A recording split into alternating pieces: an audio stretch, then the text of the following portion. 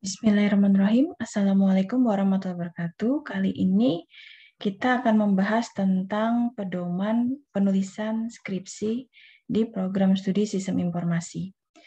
Baik, buku pedoman ini bisa di-download di website prodisi.wicida.ac.id dan nanti juga akan dilampirkan di Google Drive. Jadi silahkan di-download saja, kemudian dibaca. Baik, untuk ketentuan dari tugas akhir atau skripsi merupakan persyaratan akademik terakhir yang harus dipenuhi oleh mahasiswa dalam menyelesaikan studi jenjang program pendidikan sarjana. Jadi tujuannya yaitu melatih mahasiswa dalam melakukan tinjauan pustaka, pengamatan, menganalisis data, dan bentuknya tentu saja bersifat laporan ilmiah. Tugas akhir atau skripsi ini wajib disusun oleh mahasiswa dalam bentuk laporan ilmiah dan formatnya harus sesuai dengan ketentuan STMIK Widya Cipta Dharma. Jadi bagi mahasiswa program studi informasi, setelah melaksanakan kuliah kerja praktek atau penulisan ilmiah di semester 6, maka di semester 8 wajib melaksanakan kegiatan tugas akhir ataupun skripsi. Baik, berikutnya adalah di sini ada ketentuan untuk nilai ujian skripsi.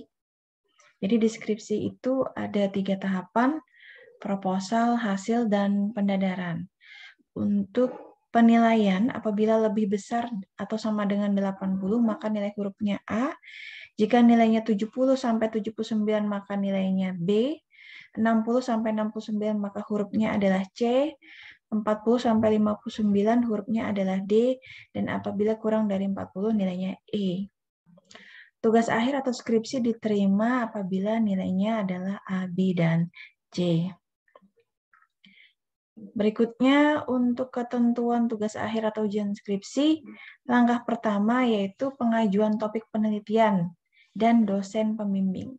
Dosen pembimbing ada 2, yaitu pembimbing utama dan pembimbing pendamping. Syarat untuk melaksanakan ujian skripsi adalah yang pertama, SKS yang sudah ditempuh minimal 138 SKS. Jadi nanti akan terlihat di transkrip akademik, teman-teman bisa mengajukan ke BAK ya transkrip akademik, kemudian dilihat apakah SKS yang ditempuh itu sudah 138. Kemudian IP kumulatif yang sudah dicapai adalah 2,00. Apabila transkripnya sudah memenuhi syarat, baik itu SKS dan IPK, maka silakan mengajukan topik penelitian kepada calon pembimbing ya yang didapat dari ketua program studi. Jadi silahkan ke ketua program studi untuk mendapatkan calon pembimbing. Berikutnya, ketua program studi akan menelaah keaslian topik penelitian dan menentukan dosen pembimbing yang kompeten sesuai dengan rencana topik penelitian, baik itu pembimbing utama maupun pembimbing pendamping. Kemudian, berdasarkan pengajuan oleh ketua program studi, maka ketua STMIK Widya Cipta Dharma akan menerbitkan surat keputusan dosen pembimbing tugas akhir. Nah, berikutnya setelah kegiatan pengajuan, kita akan menuju ke kegiatan penyusunan. Silahkan setelah mengetahui dosen pembimbing utama dan pembimbing pendampingnya, teman-teman dapat berkonsultasi. Di sini silahkan membuat proposal penelitian yang memuat latar belakang, mengapa perlu dilakukan penelitian tersebut, kemudian apa tujuan penelitiannya, dan bagaimana metodologi penelitiannya. Ini ada pengajuan proposal penelitian, silakan cover dan bab 1 ya. Kemudian persetujuan proposal penelitian mahasiswa oleh pembimbing dilakukan selambat-lambatnya 2 bulan sejak pengajuan proposal. Kemudian atas persetujuan pembimbing, mahasiswa dapat mengajukan rencana seminar proposal penelitian kepada ketua program studi. Jadi di video sebelumnya sudah dijelaskan berkas-berkas apa saja yang harus disiapkan oleh mahasiswa untuk maju ujian proposal skripsi. Kemudian apabila mahasiswa diizinkan melaksanakan seminar proposal penelitian, tentu saja setelah memenuhi syarat-syarat untuk mengikuti seminar proposal penelitian. Jadi untuk mengikuti seminar proposal, ada berkas-berkas administrasi yang harus dilengkapi, kemudian penentuan hari, tanggal, dan waktu, kemudian nanti akan ditentukan ruangannya oleh program studi. Jadi untuk hari, tanggal, dan waktu, teman-teman silakan berkoordinasi dengan dosen pembimbing utama, pendamping, dan ketua penguji. Untuk ruangan akan ditentukan oleh program studi. Berikutnya yaitu pada saat kegiatan seminar atau kegiatan ujian proposal penelitian. Jadi seminar proposal penelitian ini merupakan forum bagi mahasiswa untuk mempresentasikan rencana penelitiannya. Mahasiswa diharuskan untuk menyiapkan bahan presentasi ya. Jadi silahkan untuk siapkan bahan presentasi, boleh dalam bentuk Microsoft PowerPoint atau Adobe Flash atau presentasi lainnya yang dianggap bisa membantu menyampaikan hasil atau rencana penelitian teman-teman semua. Kemudian alat media proses belajar juga disiapkan LCD ya. Kita dibantu oleh mekanik. Jadi nanti undangan yang dicetak oleh teman-teman itu ada untuk mekanik ya. Jadi bisa bekerja sama untuk bisa mempersiapkan media atau proses belajarnya dengan tepat, termasuk dengan spidol, papan tulis, dan segala macam. Kemudian seminar bersifat terbuka, boleh dihadiri oleh pembimbing dan mahasiswa lain. Jadi seminar proposal penelitian dilakukan paling lambat 15 hari, teman-teman. Setelah mendapatkan persetujuan dosen pembimbing. Jadi setelah mendapatkan ACC atau validasi dari dosen pembimbing utama dan pendamping, teman-teman harus segera mengurus berkas administrasinya untuk mendapatkan ketua penguji. Dan juga jadwal maju ujian, dan itu semuanya paling lambat 15 hari sejak seminar proposal penelitian disetujui oleh dosen pembimbing. Berikutnya adalah kegiatan pelaksanaan penelitian. Jadi teman-teman untuk memudahkan atau mendapatkan pelayanan yang baik selama penelitian dari dinas atau instansi pemerintah, swasta, dan masyarakat, mahasiswa dapat mengurus surat pengantar penelitian ya. Seperti kuliah kerja praktek dan penulisan ilmiah, itu kan ada surat pengantar yang ditandatangani oleh ketua program studi. Nah, untuk skripsi ataupun tugas akhir ini, mahasiswa juga dapat mengurus surat pengantar penelitian dari wakil ketua 1. Nah, sebelum pengajuan surat pengantar penelitian wakil ketua 1, silakan menuju pembimbing utama dulu atau kepada ketua program studi untuk diparap.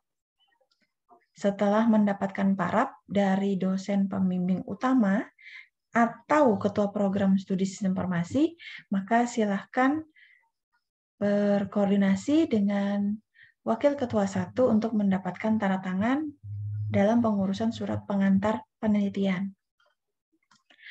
Berikutnya, selama melaksanakan kegiatan penelitian di lapangan ataupun di laboratorium, silahkan membuat jadwal kegiatan penelitian.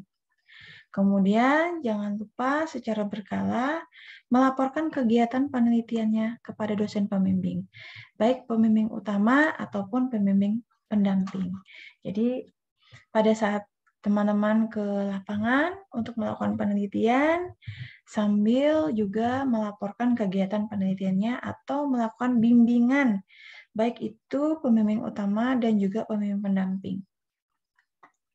Berikutnya, apabila sudah mendapatkan ACC ataupun validasi dari pembimbing utama dan pendamping, maka teman-teman boleh maju ujian ya. Tentu saja setelah melengkapi berkas dan disetujui oleh ketua program studi sistem informasi. Kemudian silahkan melakukan kegiatan seminar skripsi. Nah, kegiatan seminar itu dilakukan untuk menyajikan hasil penelitian yang diperoleh. Mahasiswa diizinkan ujian setelah memenuhi syarat yang telah ditetapkan oleh program studi. Jangan lupa bahan presentasinya harus disiapkan, serta alat atau media proses belajarnya juga harus disiapkan. Berikutnya seminar bersifat terbuka dengan dihadiri oleh dosen pembimbing. Jadi ada 2, dosen pembimbing utama dan dosen pembimbing pendamping, serta dosen ketua penguji. Kemudian dapat pula dihadiri oleh mahasiswa lain. Berikutnya, seminar hasil penelitian dilaksanakan paling lambat dengan menyesuaikan kalender akademik yang berlaku di semester tersebut. kecuali apabila penelitian tersebut gagal ya atau diulang dengan faktor-faktor ataupun alasan lain yang dapat dipertanggungjawabkan, dan tentu saja dengan sepengetahuan dosen pembimbing dan ketua program studi sistem informasi. Kalau tadi adalah ujian proposal dan hasil, sekarang kita bisa menuju kegiatan ujian pendadaran. Adapun ujian pendadaran itu adalah ujian yang menyeluruh terhadap seluruh mata kuliah yang ditempuh. Sementara kalau ujian skripsi dilakukan untuk melihat kemampuan penalaran mahasiswa dalam memahami studi yang dilakukan dan menjelaskan fenomena hasil studi yang diperolehnya.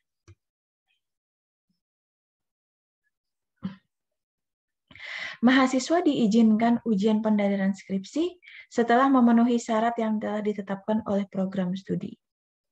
Kemudian, untuk ujian pendadaran, ujiannya bersifat tertutup, dihadiri oleh dosen pembimbing utama, pendamping, ketua penguji, dan anggota penguji. Total dosen yang menghadiri ada 4 ya, pembimbing utama, pembimbing pendamping, ketua penguji, dan anggota penguji. Ujian akan dibimbing oleh dosen pembimbing utama selaku ketua panitia ujian dan dibantu oleh dosen pembimbing pendamping. Setelah ketua panitia ujian menanyakan kesiapan fisik dan mental kepada mahasiswa yang diuji, maka ketua akan memberikan kesempatan kepada mahasiswa untuk mempresentasikan hasil penelitiannya selama 15 menit dengan menggunakan media ataupun alat bantu presentasi LCD. Nah, ujian pendadaran tentu dilaksanakan sesuai dengan kalender akademik yang berlaku di semester tersebut. Nah, untuk ketentuan ujian skripsi diadakan untuk mengetahui kemampuan mahasiswa dalam mempertahankan tugas akhirnya termasuk pengetahuan lain secara keseluruhan. Ujian skripsi dapat diadakan setelah mendapat persetujuan atau ACC ataupun validasi dari dosen pembimbing utama dan pembimbing pendamping. Tentu saja setelah memenuhi persyaratan lain yang telah ditentukan oleh program studi sistem informasi. Berikutnya yang ketiga, penentuan anggota penguji skripsi itu dilakukan oleh ketua program studi dengan persyaratan dan ketentuan yang telah ditetapkan oleh ketua STMIK WD Cipta Dharma. Ujian skripsi dapat terlaksana apabila pembimbing dan penguji hadir. Bila mana penguji tidak dapat hadir pada waktu ujian yang telah ditetapkan selama 2 kali berturut-turut, maka ketua program studi berwenang untuk segera menyelesaikan masalah tersebut. Berikutnya adalah tentang keabsahan skripsi. Skripsi dapat diterima oleh akademik apabila sesuai dengan syarat berikut. Pertama, telah melaksanakan revisi ya, artinya naskah program telah diperbaiki oleh mahasiswa, kemudian disetujui oleh tim penguji. Kemudian sudah sesuai formatnya dengan yang ditentukan oleh akademik. Berikutnya, perbaikan wajib diselesaikan selambat-lambatnya 2 minggu ataupun 14 hari setelah ujian skripsi. Berikutnya, skripsi dijilid 5 rangkap untuk sarjana, 4 rangkap untuk diploma, untuk diserahkan kepada pembimbing utama, pendamping, perpustakaan, dan tempat penelitian. Kemudian setelah dijilid, ada pula dalam bentuk CD atau compact disc sebanyak 4 keping untuk diserahkan kepada perpustakaan, P3M, dan pembimbing. Jika mahasiswa terbukti melakukan plagiasi, maka akan dikenakan sanksi akademik. Yang pertama, ada pembatalan hasil penulisan tugas akhir atau skripsi. Kemudian apabila alumni yang telah memiliki ijazah, maka akan dicabut hak atau pembatalan keabsahan ijazahnya. Di sini untuk bagian 2 ada proposal skripsi ya. Proposal skripsi yaitu rencana penelitian yang disusun untuk memudahkan pelaksanaan penelitian proposal skripsi. Jadi disusun sebelum penelitian dilaksanakan. Proposal skripsi disusun sebelum penelitian dilaksanakan. Yang pertama, bagian awal skripsi terdiri atas halaman sampul, ada judul proposal. Ya, silakan diketik dengan huruf besar atau kapital dan tidak boleh disingkat. Silakan halaman sampul untuk judul ditulis atau diketik dengan huruf besar, kapital, dan tidak boleh disingkat. Berikutnya, jenis usulan adalah proposal. Nama dan nomor induk mahasiswa diletakkan di tengah halaman, ya. Kemudian tanpa disertai garis bawah ataupun underline. Nama juga tidak boleh disingkat dan derajat kesarjanaan tidak boleh disertakan. Berikutnya ada nomor induk mahasiswa yang ditempatkan di bawah nama mahasiswa. Ya, jadi nama tidak boleh disingkat. Berikutnya ada lambang STMIK Widya Cipta Dharma. Berikutnya ada nama program studi, nama institusi, dan tahun pembuatan proposal. Berikutnya ada lembar pengesahan proposal. Selanjutnya ada kata pengantar. Di sini ada daftar isi. Daftar isi harus mencantumkan halaman dengan ketentuan halaman pada bagian awal dengan angka Romawi kecil. Contohnya I 3 kali ya pada bagian pokok dan akhir dengan angka Arab. Nanti ada contohnya ya. Berikutnya daftar tabel. Apabila proposal itu memiliki banyak tabel, maka perlu dibuat daftar tabel ya secara berurutan. Kemudian ada daftar gambar. Gambar itu bisa berupa grafik, gambar, foto yang ada di dalam proposal penelitian. Jangan lupa diberikan nomor urut dengan angka Arab. Berikutnya adalah daftar lampiran. Sama ya, apabila ada lampiran silahkan dibuat daftar lampirannya. Isi halaman ini adalah urutan judul lampiran dan nomor halaman. Berikutnya adalah bagian utama dari proposal, yaitu pendahuluan, tinjauan pustaka, metode penelitian, dan jadwal penelitian. Jadi di bab 1 pendahuluan, pastikan dulu latar belakang masalah. Latar belakang masalah itu isinya adalah masalah yang harus dipecahkan secara logika. Kemudian muncul gagasan. Sehingga dengan mengemukakan latar belakang masalah akan mempermudah rumusan masalah. Baik, deskripsi bab 1 pendahuluan yang pertama adalah latar belakang masalah. Berikutnya yang kedua adalah rumusan masalah yang akan dicari pemecahannya. Nah, contoh rumusan masalah ada 2 macam, dipilih saja salah satu, baik itu pertanyaan ataupun pernyataan. Ya, jadi kalau pertanyaan, bagaimana mengatasi permasalahan pengolahan data akademik pada kemudian apabila pernyataan berdasarkan latar belakang masalah di perusahaan atau instansi terdapat permasalahan pengolahan data yang belum efektif dan efisien. Kemudian di sini ada batasan masalah. Di batasan masalah kita harus mencari permasalahan yang terbatas ruang lingkupnya agar pembahasan itu dapat lebih rinci. Kemudian variabel-variabel yang terlibat dalam penelitian juga harus ditentukan di batasan masalah. Berikutnya adalah tujuan penelitian. Tujuan penelitian yaitu menyebutkan uraian secara spesifik apa sebenarnya maksud atau tujuan yang hendak dicapai dari penelitian tersebut. Berikutnya adalah manfaat penelitian. Apa sebenarnya kegunaan atau pentingnya penelitian ini dilakukan bagi tempat penelitian dan atau masyarakat umum. Berikutnya adalah sistematika penulisan, ya, memuat uraian secara garis besar isi skripsi untuk tiap-tiap bab dari bab 1 sampai dengan bab 5. Baik, itu tadi adalah bab 1-nya. Berikutnya kita ke bab 2, tinjauan pustaka. Jadi diuraikan secara sistematis mengenai hasil penelitian ya. Nah, tinjauan pustaka bukan hanya berisi rumus dan definisi, tapi juga bisa berupa data atau informasi atau pernyataan yang berkaitan dengan masalah yang diteliti. Teman-teman, semua sumber yang dipakai di bab 2 harus mencantumkan nama penulis dan tahun penerbit.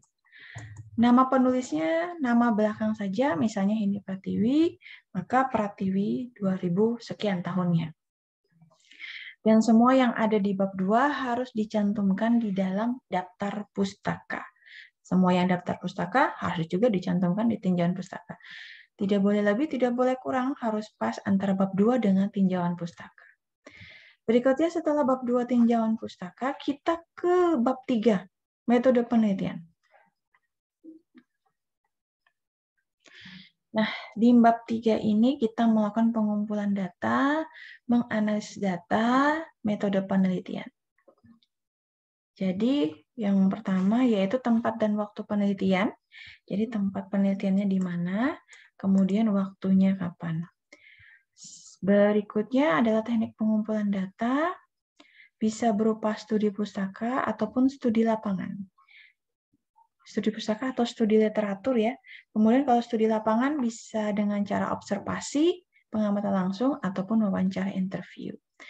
Berikutnya adalah metode pengembangan sistem. Jadi, tahapan metode pengembangan sistem apa yang digunakan. Bab 3 ini berkaitan erat dengan bab 2 ya. Misalnya di bab 2 itu metode misalnya kita membuat penelitian tentang sistem pendukung keputusan. Maka di bab 2 kita sudah menjelaskan secara teori metode pengembangan sistem itu di SPK seperti apa? Misalnya intelligence, design, choice, implementation, seperti itu ya. Maka kalau di bab 3 itu intelligence-nya apa yang dilakukan, desainnya apa yang dilakukan. Hal ini erat langsung berkaitan dengan penelitian yang kita lakukan. Kalau bab 2 tadi hanya teori, intelligence itu apa, desain apa, choice apa, implementation apa. Tetapi kalau bab 3 sudah masuk apa yang kita lakukan di intelligence, apa yang kita lakukan di desain, apa yang kita lakukan di choice, apa yang kita lakukan di implementasi. Kemudian setelah metode pengembangan sistem, kita menuju ke jadwal penelitian. Jadwal penelitian mulai dari pengajuan proposal, pengumpulan data, analisis data, perancangan dan implementasi, seminar hasil, dan pendadaran. Berikutnya kita ke, tadi ini bab 3, berikutnya kita ke bab 4. Bab 4-nya modelnya ya langsung ke pembahasan ya. Pembahasan kalau membuat program ya. Membuat program, kalau analisis ya berarti hubungan antar variabel kemudian dianalisis. Nah, untuk bagian akhir biasanya ini adanya di bab 5 terdiri atas lampiran ya, ada lampiran juga. Lampiran ini bisa berupa daftar pustaka. Daftar pustaka, referensi atau literatur atas penelitian yang dilakukan. Nanti format daftar pustakanya juga ada di buku pedoman. Kemudian daftar lampiran bisa berupa daftar wawancara ya, atau daftar pertanyaan, atau formulir misalnya kita membuat tentang sistem informasi rekam medik. Maka kan kita harus memiliki misal data pasien, kemudian data obat, data kunjungan yang kita ambil di tempat penelitian. Maka data-data yang kita ambil itu bisa kita masukkan ke dalam lampiran di tugas akhir ataupun skripsi. Berikutnya skripsi, ada bagian akhir, halaman sampul depan, halaman judul ya. Nah, di sini untuk bagian awalnya ada sampul, judul, lembar pengesahan, surat pernyataan keaslian, abstrak, daftar riwayat hidup, kata pengantar, daftar isi, tabel, gambar, dan lampiran. Jadi silakan disesuaikan ya. Karena skripsi ada 3 macam, bagian awal, utama, dan akhir. Jadi silakan diurutkan saja sesuai bagian awal ini. Yang pertama, sampul depan dulu, baru judul, lembar pengesahan, surat pernyataan keaslian, abstrak, daftar riwayat hidup, kata pengantar, daftar isi, tabel, gambar, dan daftar lampiran.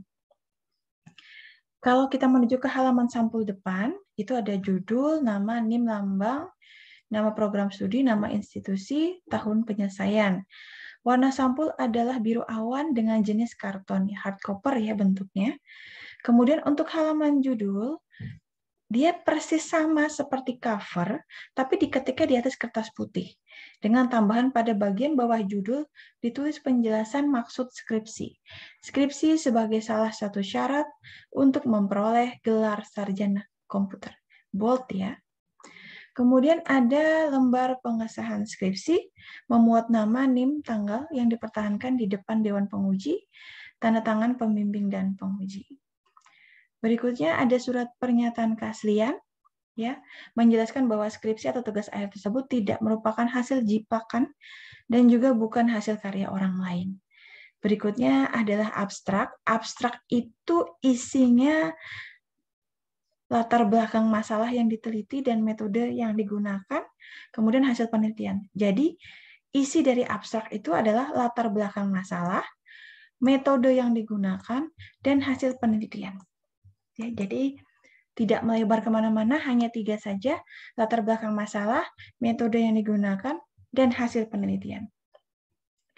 Pada umumnya, abstrak itu terdiri dari 3 alinea, ya, dan panjangnya tidak lebih dari 1 halaman.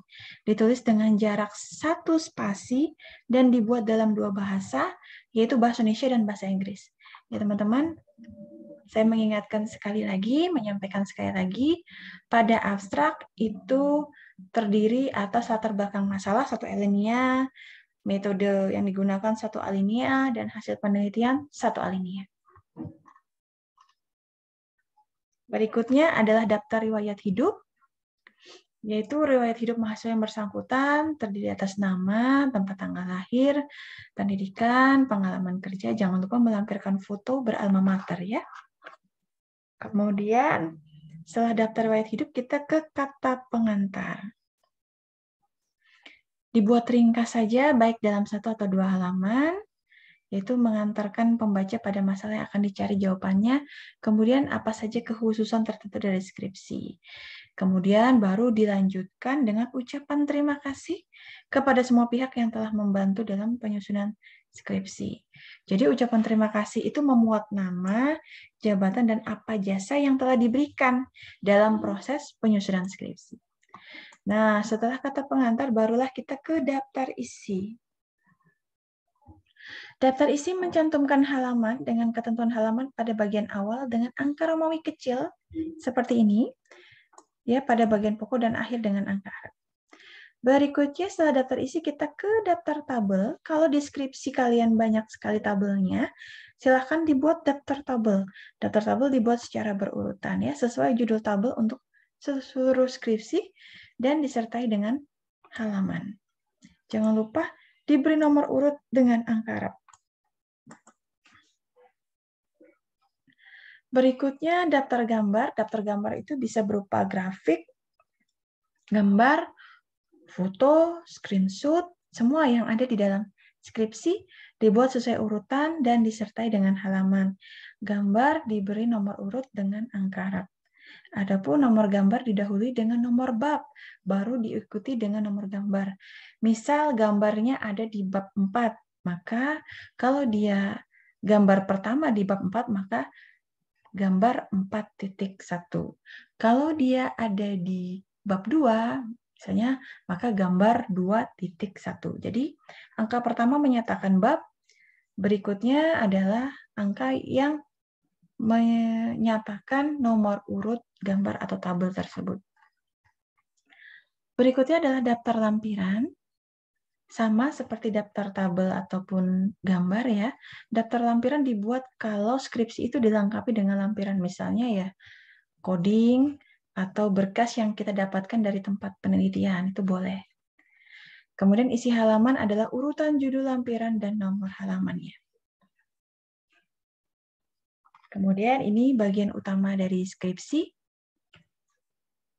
Ya, berisi bab 1 pendahuluan tadi, latar belakang masalah, rumusan masalah, batasan masalah, tujuan penelitian, manfaat penelitian, dan sistematika penulisan. Jadi latar belakang masalah, rumusan masalah, batasan masalah, tujuan penelitian, manfaat penelitian, dan sistematika penulisan. Kemudian di bab 2 diuraikan secara sistematis mengenai hasil penelitian. Teman-teman misalnya seperti ini ya, sistem informasi rekam medik misalnya gitu ya. Nah, di sini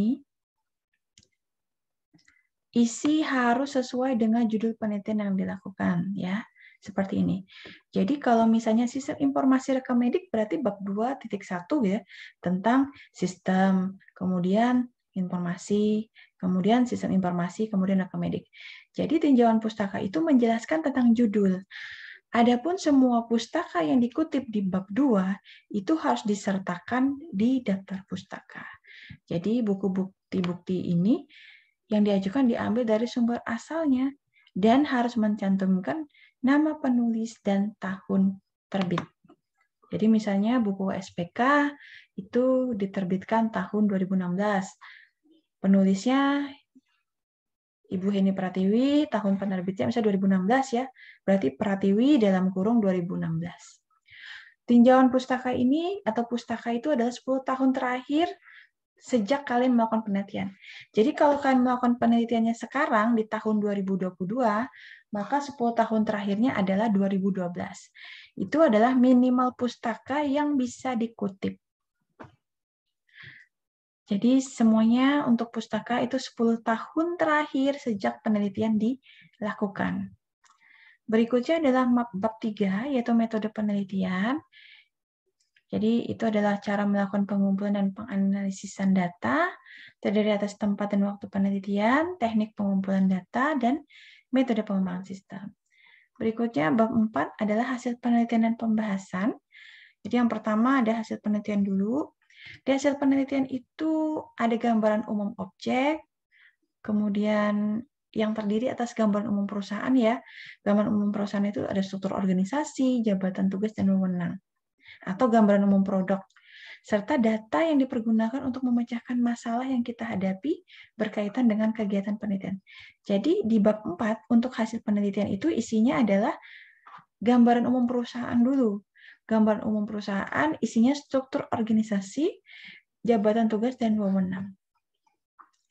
Berikutnya, kalau tadi kita kasih penelitian, berikutnya ke pembahasan. Pembahasan kita akan memaparkan hasil dari metode pengembangan sistem yang kita gunakan. Nah, berikutnya adalah bab 5 penutup, yaitu kesimpulan dan saran. Kesimpulan itu kita mengemukakan kembali masalah penelitian. Teman-teman tadi di bab 1 kan ada rumusan masalah ya. Jadi kesimpulan itu harus bisa menjawab pertanyaan yang ada di dalam rumusan masalah. Misalnya, bagaimana membangun sistem pendukung keputusan penerimaan mahasiswa baru? Maka di kesimpulan itu harus bisa menjawab dari sistem pendukung keputusan yang dibuat di penelitian ini, maka dapat membantu kendala-kendala yang terjadi selama pelaksanaan penerimaan mahasiswa baru. Kemudian setelah menjawab rumusan masalah, kesimpulan juga harus menyimpulkan bukti-bukti yang diperoleh, sehingga dapat ditarik kesimpulan. Apakah hasil yang kita teliti itu dapat dikerjakan, kemudian layak untuk diimplementasikan. Kemudian, kalau pembuktian itu tidak ada, maka penulis tidak diperkenankan untuk menyimpulkan masalah ya. Tapi harapannya di kesimpulan itu sudah menjawab rumusan masalah yang kita sudah sampaikan di bab 1. Berikutnya di bab 5 penutup itu adalah saran. Saran itu adalah manifestasi dari penulis untuk dilaksanakan. Yang jelas sesuatu itu belum ditempuh dan layak untuk dilaksanakan. Sehingga bisa dilakukan untuk penelitian berikutnya. Nah, saran dicantumkan karena penelitian melihat adanya jalan keluar untuk mengatasi masalah. Jadi kita melihat nih, setelah kita membuat program, kita melihat kelemahan yang ada, kemudian kita melihat sebenarnya ini ada jalan keluarnya untuk mengatasi masalah tersebut. Nah, yang jelas saran yang diberikan tidak lepas dari ruang lingkup penelitian, baik itu untuk objek penelitian maupun pembaca yang akan mengembangkan hasil penelitian. Jadi saran itu dibuat untuk penelitian selanjutnya. Jadi apabila nanti ada pembaca yang tertarik dengan penelitian teman-teman, mereka bisa melihat saran ke depannya seperti apa dari yang teman-teman sampaikan di bagian saran. Misal kalau saat ini membuat SPK-nya berbasis web, maka bisa disarankan supaya lebih mudah diakses, maka bisa digunakan di penelitian berikutnya bisa dibuat dengan menggunakan berbasis Android seperti itu. Bisa dituliskan di bab 5 penutup bagian saran. Berikutnya di bagian akhir itu ada daftar pustaka. Daftar pustaka ini harus sama dengan yang ada di tinjauan pustaka bab 2 ya. Nah, penyusunan harus diurutkan secara alfabetis atau secara terurut berdasarkan nama penulis dan tidak boleh menyatakan atau dituliskan gelar kesarjanaan. Jadi hanya nama saja. Pustaka itu bisa berupa buku, jurnal, majalah, surat kabar ataupun internet. Ya. Semua unsur yang ada di dalam pustaka harus dicantumkan di dalam daftar pustaka. Sama ya. Semua pustaka yang ada di naskah itu harus dicantumkan di dalam daftar pustaka. Jarak penulisan antar dua buku itu 2 spasi, tapi kalau masih dalam satu buku itu 1 spasi. Berikutnya ini adalah lampiran. Misalnya ada surat keterangan, tabel yang panjang, kemudian instrumen penelitian, listing program, aturan-aturan pemerintah, atau peraturan yang ada di instansi penelitian, itu bisa ditaruh di lampiran. Lampiran jangan lupa diberi nomor halaman juga, angka Arab. 1, 2, 3, dan seterusnya di pojok sebelah kanan bawah halaman. Jadi di sini ya. Nah, seperti ini. Lampiran juga harus diberi halaman. Berikutnya ini adalah tata cara penulisan skripsi. Yang pertama, isi bab 1 sampai dengan bab 5 itu minimal 40 halaman. Maksimal 100 halaman. Itu tidak termasuk dengan lampiran-lampiran pelengkap. Jadi minimal 40 halaman dari bab 1 sampai bab 5, kemudian maksimal 100 halaman. Penyimpanan skripsi tidak hanya dalam bentuk hard copy, tapi juga dalam bentuk file ataupun soft copy, tadi dalam bentuk CD ya. Nah, ini sampul skripsi menggunakan warna yang telah ditentukan oleh STMK Widya Cipta Dharma, nanti bisa dilihat di UPT Perpustakaan. Kemudian naskah skripsi diketik di kertas HPS 80 gram, ukuran kertasnya kuarto A4, ukurannya 21,5 cm, dikali 29 cm. Pengetikannya tidak bolak-balik ya, hanya satu saja. Nah, berikutnya untuk pengetikan semua huruf di naskah skripsi diketik dengan huruf Times New Roman dan ukuran 12. Kecuali di dalam tabel, baru bisa dikurangi atau dikucilkan dari 12 poin.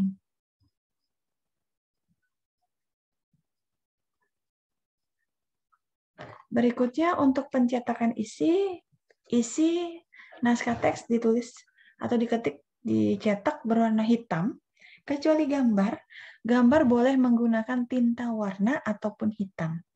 Kemudian proses penggandaan dapat dilakukan dengan fotokopi. Nah, di sini jarak baris antar satu dengan yang lain itu harus spasi ganda atau 2 spasi. Kecuali daftar isi, tabel, gambar, lampiran abstrak. Ya. Kemudian judul tabel, judul gambar, dan daftar pustaka menggunakan spasi tunggal ataupun 1 spasi. Jadi semua naskah itu harus 2 spasi, kecuali daftar isi, tabel, gambar, lampiran abstrak. Judul dan segala macamnya harus menggunakan spasi tunggal atau 1 spasi. Nah, untuk batas pengetikan atau margin pengetikan, dia 4-4-3-3 ya. Jadi atasnya 4, bawahnya 3, kirinya 4, kanannya 3. Silahkan disesuaikan saja di Microsoft Word-nya, 4-4-3-3 ya. Karena saya biasanya nyebutnya atas kiri, bawah kanan gitu. Kemudian alinea baru untuk paragraf itu adalah sebanyak 7 ketukan ya. Kemudian atau kalau menggunakan sentimeter ditambah 1,2 cm. Kemudian di sini ada pembagian bab, subbab, sub-subbab, dan seterusnya. Teman-teman tentu sudah pernah melaksanakan KKP ataupun PI ya, jadi mirip saja dengan penulisan di skripsi, bab, nomor bab itu menggunakan angka Romawi besar seperti ini, kemudian ditulis dengan huruf besar atau kapital, ditulis rata kiri kanan, tidak perlu diakhiri tanda titik. Ya, bab 1 atau tiap bab itu dikasih peringkat 1 ya, atau heading 1 kalau nanti bikin daftar isi. Kemudian subbab nomornya menggunakan angka Arab dan bab diikuti dengan nomor urut dari subbab. Dipisahkan dengan titik. Misalnya bab 1 pendahuluan. 1.1 tadi kan latar belakang masalah. Jadi bentuknya begini. 1.2 berarti rumusan masalah. Semua kata dimulai dengan huruf besar kecuali kata sambung dan kata depan. Tidak perlu diakhiri dengan titik ya, dan jangan lupa dicetak tebal atau bold. Kemudian subbab juga begitu, 1.1, bab 1, subbab 1, kemudian subbab 1. Subbab 1 ya.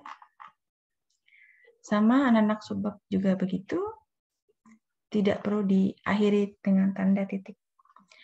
Untuk bahasa, silakan menggunakan ejaan bahasa Indonesia yang sudah disempurnakan.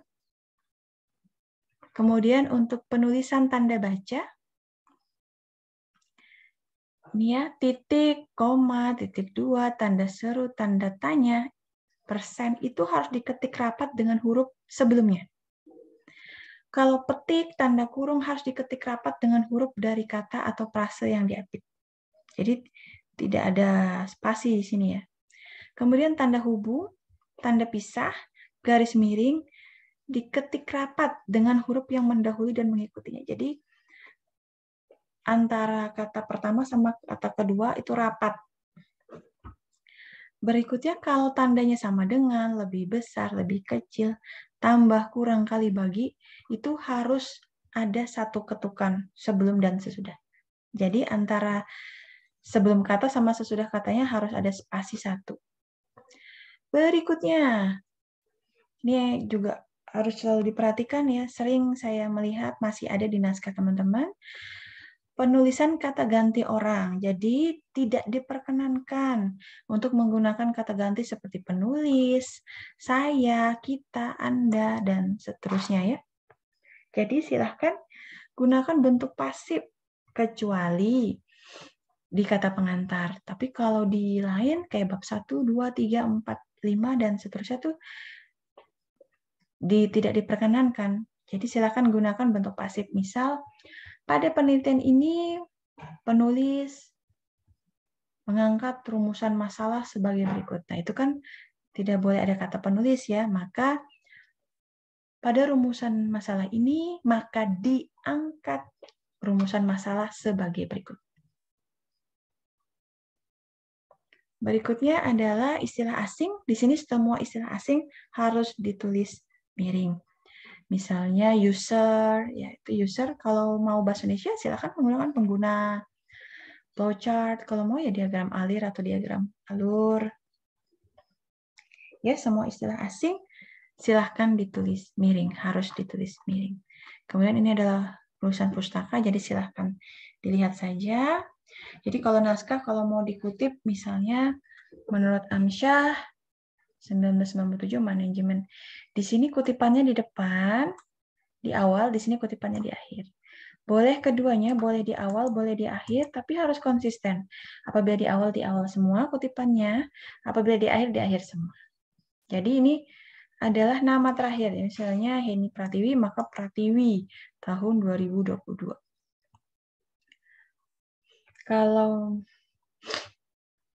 Kalau misalnya nama pengarangnya 2 orang, maka keduanya disebutkan ya. Di sini kan misalnya Jeffrey Andi dan Natalie Christine. Berarti ya sama-sama ditulis nama belakangnya, Andi dan Christine, kemudian tahunnya berapa. Kalau lebih dari 2 orang bagaimana? Ya nama belakang pengarang pertama saja. Misalnya di sini Andi, Natalie Christine, dan Heni Pratiwi, misalnya gitu ya. Maka di sini Andi dan kawan-kawan. Nah, di sini contohnya Amsyah dan kawan-kawan. Jadi kalau 1, silahkan tulis nama belakang.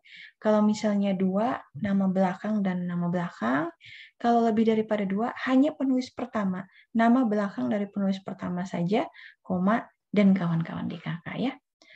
Berikutnya, kalau diambil dari banyak penulis, tetapi tahunnya berbeda, maka ditulis mulai dari tahun yang paling tua, ya, atau dari yang paling lama, seperti ini. Kalau pengutipan dari sumber kedua, misalnya kita ngambil kutipan, tapi sebenarnya kutipan itu juga ngambil dari punya orang, gitu. Jadi, menurut Alter dari Qadir 2004, gitu ya. Nah, sumber kedua yaitu dari buku yang ditulis oleh Abdul Qadir, adapun yang dikutip adalah hasil dari tulisan Alter. Jadi kita ngutipnya punya Alter, tapi Alter ini mengutip punya Qadir. Jadi diikuti seperti ini. Berikutnya ini adalah pemberian nomor halaman, seperti ini.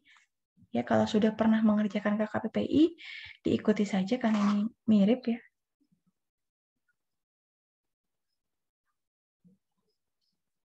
Ini bagian awal skripsi nomor halaman yang dituliskan adalah angka Romawi kecil. Dituliskan di tengah bagian bawah dengan jarak 1,5 cm dari tepi bawah ya. Kemudian halaman bagian utama dan bagian akhir. Seperti ini. Jaraknya 3 cm dari tepi kanan dan 1,5 cm dari tepi atas.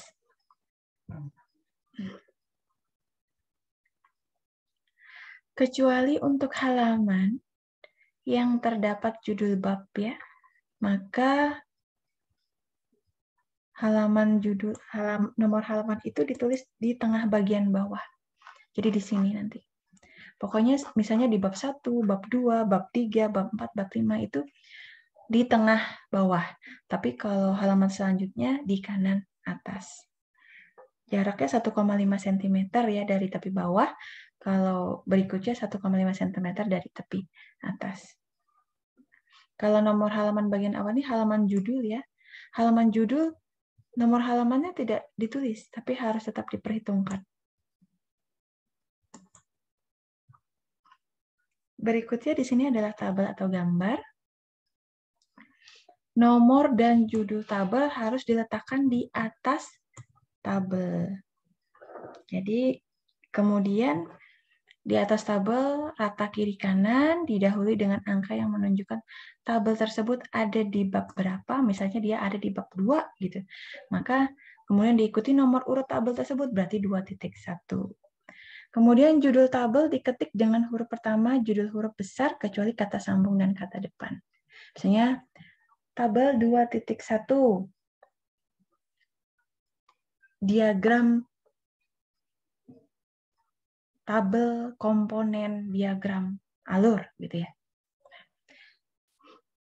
Maka tabelnya dari bab 2 urutan ke 1. Jangan lupa judul tabel dibuat rata kiri kanan. Kemudian kolom-kolom juga harus dijaga agar pemisahan antara kolom yang satu dengan kolom yang lain lebih tegas.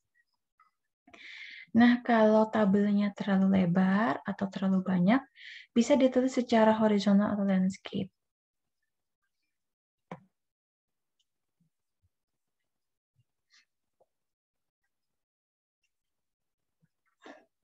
Nah, kalau tabelnya panjang, bisa diketik di satu halaman tersendiri ya.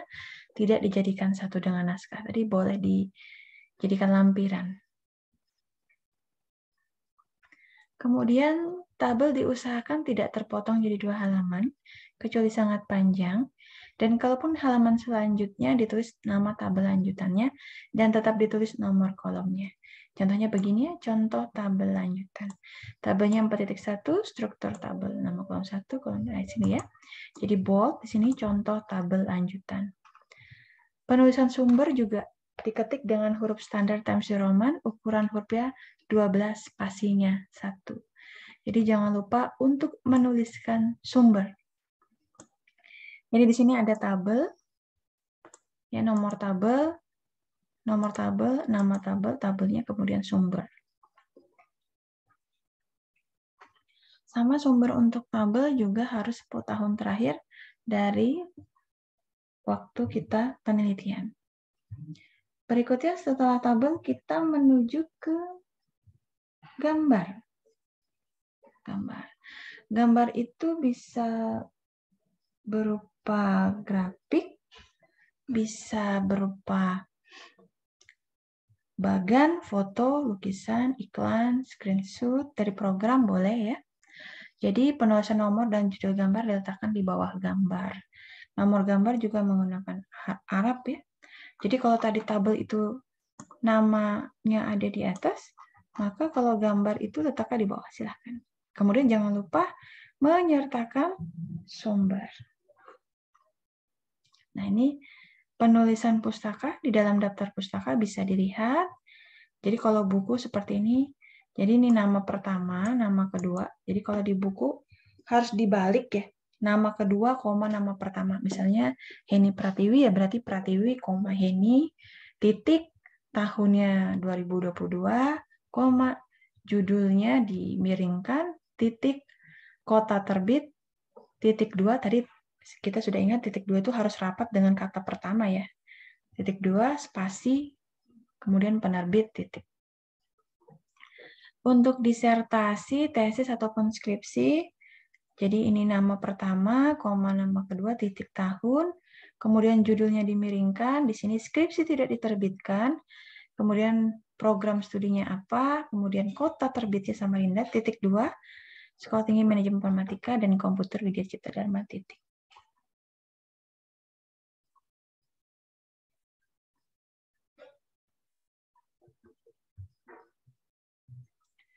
Berikutnya adalah rujukan dari lembaga yang ditulis. Jadi nama lembaganya, tahunnya, titik ya. Kemudian judul bukunya, koma, jangan lupa dimiringkan, judul bukunya dimiringkan, koma, kota terbit, titik 2, rapat saja, kemudian satu spasi, satu ketukan ya.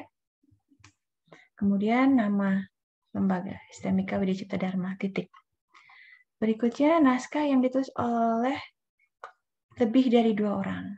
Jadi sama seperti tadi ya, hanya nama keduanya saja. Nama kedua, koma nama pertama, dan nama kedua, koma nama pertama.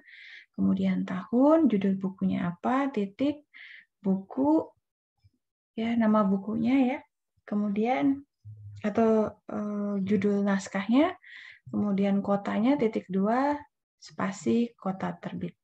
Ini penerbit, mohon maaf.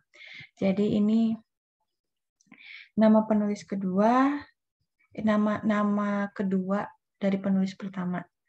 Kemudian nama pertamanya, dan nama kedua dari penulis kedua, nama pertamanya, titik tahun, titik, judul naskah, kota terbit, dan penerbit, titik. Berikutnya ada namanya buku kolaborasi atau buku yang sama-sama ditulis. Jadi di buku itu penulisnya ada banyak, sehingga lebih daripada satu judul, atau bisa juga penulisnya satu, tapi dalam satu buku itu banyak judul. Jadi silahkan ditulis saja nama penulis, kemudian tahun terbit, judul tulisan, dalam buku apa, judulnya kita lihat yang di sampul depan ya. Kemudian apakah ada nama editor atau penyunting dari halaman yang ditulis oleh penulis yang bersangkutan, kemudian nama penerbitnya, dan kota terbit. Berikutnya ada laporan penelitian. Laporan penelitian atau jurnal atau buletin ini bisa diambil juga ya kalau teman-teman lihat di Google Cendekia atau Google Scholar.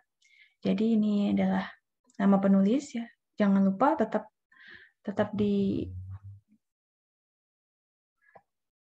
diajukan nama penulis kedua, kemudian koma nama pertama. Tahun, judul jurnalnya, nama jurnalnya, volume berapa, dan halaman berapa. Kemudian adalah pustaka dari artikel ya. Ini ada nama penulis, tanggal, bulan, tahun, kemudian nama majalah, ya. Kemudian nama majalahnya apa, di sini halaman berapa. Berikutnya di sini ada rujukan ya. Seperti ini nih rujukan berupa karya terjemahan. Ya, ini terjemahan. Jadi misalnya dari bahasa Inggris, ada kan penerjemahannya ke bahasa Indonesia, boleh seperti ini. Jadi sama nama penulisnya, nama penulis asli ya. Nama penulis aslinya ditulis di sini. tetap nama kedua dulu, baru koma nama pertama, tanpa tahun ya.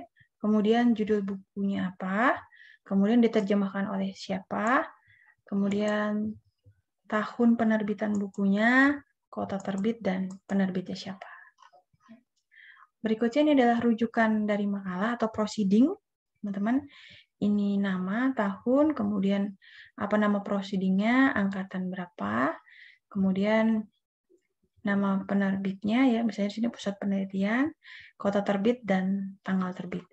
Kemudian di sini ada rujukan dari internet berupa artikel atau jurnal. Jadi kalau mengambil rujukan dari internet, mohon dicek yang sahih ya. Jadi mohon tidak yang berbasis Blogspot atau WordPress, kecuali memang kesahihannya sudah terbukti. Jadi silakan misalnya .edu atau rujukan artikel jurnalnya itu memang benar-benar yang kita bisa lihat bahwa memang dia benar-benar sahih, sah, seperti itu. Maka sama seperti ini, silakan nama kedua, nama pertama, tahun, kemudian nama rujukan ya, nama artikelnya, judulnya. Kemudian di sini jangan lupa ada online, dicetak miring, volume berapa, nomor berapa. Kemudian ini adalah link tempat mengambil rujukannya dan kapan waktu diaksesnya, titik. Kalau rujukannya berupa email pribadi, boleh ini nama yang memberikan atau nama yang mengirim email, ya, tetap harus dibalik namanya, nama kedua dulu, baru nama pertama. Ini email si pengirim, kapan dikirimkan, ya. Kemudian nama rujukannya, kemudian emailnya kepada kita, misalnya ya, atau email kepada orang tersebut, maka dan di sini diajukan alamat emailnya. Jadi alamat emailnya ada dua ya, email si pengirim dan email penerima. Demikian untuk rujukan pustaka yang ada di studi pustaka ya. Nah ini ada sistematika ya, lampiran 1. Jadi ini bab 1, misalnya judul babnya apa? Pendahuluan, latar belakang masalah, rumusan masalah, batasan, tujuan penelitian, manfaat sistematika penulisan.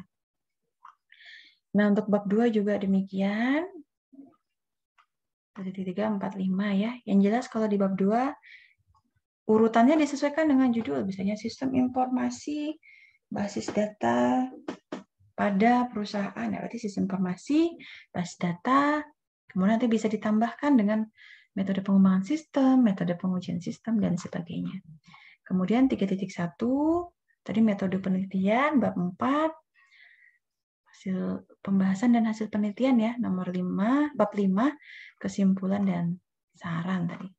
Nah, ini jadwal penelitian seperti ini, boleh dibuat ya. Ini 8 bulan. Kalau misalnya mau 1 semester, 6 bulan juga tidak apa-apa ya. Karena di sini sebenarnya 6 bulan. 6 bulan ini, dari bulan April sampai dengan bulan September. Berikutnya, ini adalah lembar persetujuan. Saya kira lembar persetujuan ini sudah disampaikan di video sebelumnya, nanti tinggal dilihat saja ya bentuknya ya. Ini halaman sampul depan. Jadi seperti ini. Ini ukuran hurufnya 14, teman-teman. 14 ya, kadang-kadang masih ada yang 16. Jadi ini ukuran hurufnya 14, spasinya 1, bold, ditebalkan. Kemudian di sini skripsi bold, kemudian oleh, tidak perlu dimiringkan ya. Normal saja, titik 2-nya rapat, kemudian oleh siapa, nama, dan NIM. Oleh dan NIM ini spasinya 1,5 bold. Berikutnya ini adalah logo STIM Widya Cipta Dharma.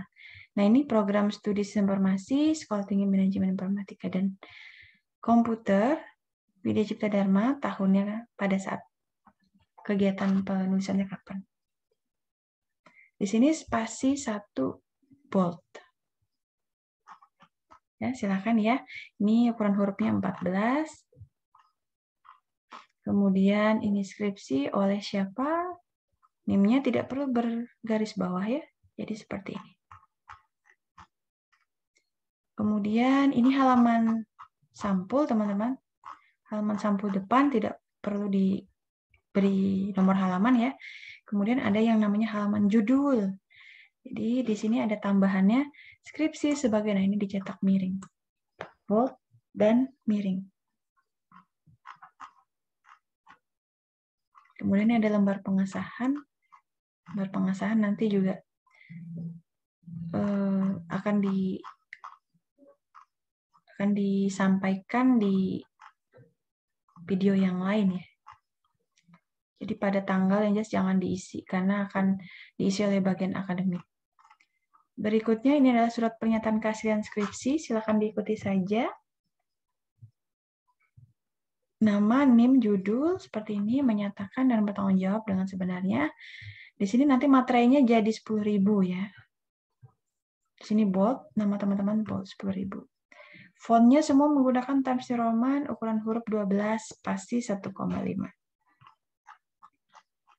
Ini adalah abstrak tadi teman-teman ya. Abstraknya tadi kalau bisa 3 ya.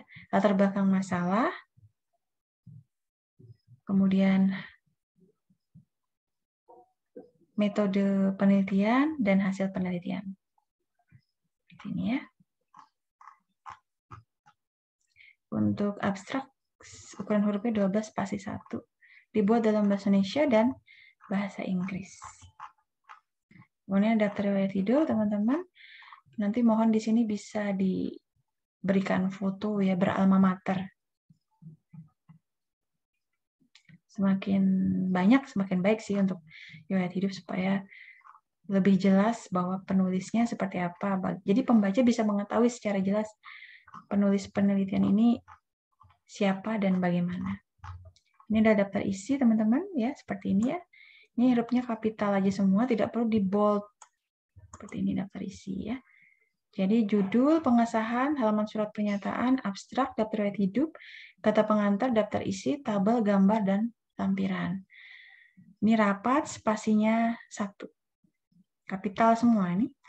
Kemudian bab 1 pendahuluan seperti ini 1.1-nya masuk di sini teman-teman. Sejajar dengan P, sejajar dengan tinjauan pustaka, sejajar dengan metode penelitian. Silahkan lihat begini ya. Rata semuanya. Ini semuanya spasinya 1. Antara bab 1, 1.6 dengan bab 2-nya juga rapat. Semuanya spasinya 1. Jadi antara bab 1 sama daftar lampiran, kemudian bab 5 sama daftar pustaka baru spasinya 2. Kemudian daftar pustaka dan lampiran spasinya juga 1. Ini setelah daftar isi kita ke daftar tabel. Di sini boleh daftar tabel 1.1, 1.2. Artinya menyatakan ada di bab pencatatan daftar barang ini ada di bab 1 dengan nomor urut tabel 1 ada di halaman 15. Kemudian yang di sini laporan pembelian barang itu ada di bab 3. Nomor urut laporan tabelnya ada di 6. Ini daftar gambar seperti ini ya, ada di bab 2. Kemudian di 1. Nomor urutnya 1.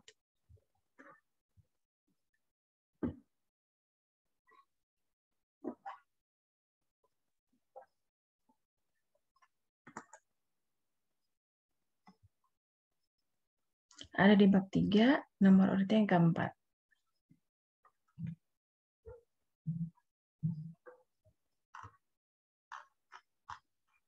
Ini daftar lampiran, teman-teman. Jadi kalau pada penulisan naskah itu ada lampirannya 1, 2, 3, 4. Silahkan dituliskan saja lampiran pertama misalnya struktur organisasi, form pembelian barang, pemetaan seksi barang, kuesioner ya. Kalau misalnya membagi data menggunakan beta testing, tentu ada kuesionernya. Boleh dilampirkan dan jangan lupa diberikan halaman. Ini daftar pustaka nih teman-teman ya. Jadi daftar pustaka disusun secara alfabet seperti ini. Kemudian antara pustaka itu spasinya 1. Ini ya. Kalau masih dalam satu pustaka spasinya 1. Antara Fakir dengan Jogianto ini kan antara 2 pustaka, maka spasinya 2 di sini. Jogianto sama Kadir spasinya 2. Jangan lupa di sini terlihat bahwa Kadir dan offset ini masuk 7 ketukan, Sopian dan pendaftar ini juga masuk 7 ketukan. Satu alinea. Alinea berikutnya ya, seperti itu. Ukuran hurufnya 12, jarak penulisan antar buku 2 spasi, tapi kalau masih dalam satu buku itu hanya 1 spasi. Ini adalah naskah publikasi, nanti setelah selesai kan harus menulis publikasi ya. Ini bisa dilihat, bisa dibaca dan disesuaikan. Ini petunjuk penulisan jurnal informatika ya, nanti bisa diikuti saja.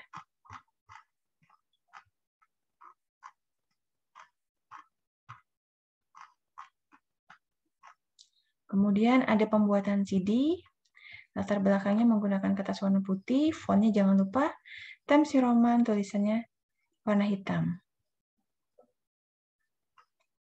Kemudian serahkan ke perpustakaan bersama dengan tempat DVD berbentuk bujur sangkar, segi 4. Ya. Kemudian keterangan CD di sini ada judul skripsi, di sini judul skripsi, logo STMIK Widya Cipta Dharma, kemudian foto beralma mater, di sini ada nama, NIM, program studi, dan tahun lulus. Di isi CD itu ada foto alma mater, naskah publikasi, program, dan skripsi. Semua dalam bentuk file dokumen atau Microsoft Word ya. Kemudian format sampul tempat CD, kan tadi harus segi 4. Jadi latar belakangnya harus kertas warna putih, fontsnya Times New Roman, dan dibuat dengan warna hitam. Di sini rasanya sudah jelas, ini nomor 1 berarti foto alma mater, nomor 2 judul skripsi, 3 isi abstrak, 4 di sini identitas, NIM, nama, program studi, judul skripsi, pembimbing utama dan pembimbing pendamping. Kemudian nomor 5, di sini ada serinya, seri apa. Misalnya di sini sistem informasi warnanya kuning, sistem pakar orange, SPK merah, hardware dan jaringan biru, multimedia ungu, aplikasi hijau ya di sini ya. Nanti di nomor 6 ini kan nanti ada warna di sini. Serinya seri apa? Jadi warnanya menyesuaikan dengan kotaknya ya, dengan topik penelitian yang diambil. Kemudian yang nomor 7 ini adalah logo STIMIK ya. Ini logo STIMIK ukurannya besar tapi dibuat transparan.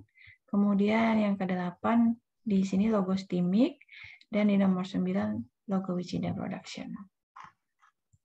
Nah, ini dia format CD sesuai dengan seri warna ini, biru, kuning, ungu, merah ya. Tadi misalnya kuning itu adalah sistem informasi, di sini boleh. Ini ada CD-nya. Seperti ini ya. Nah, ini dia. Serinya apa? Sistem informasi, judulnya apa? Di sini logo STIMIK Wichida dibuat transparan. Kemudian di sini logo Wichida.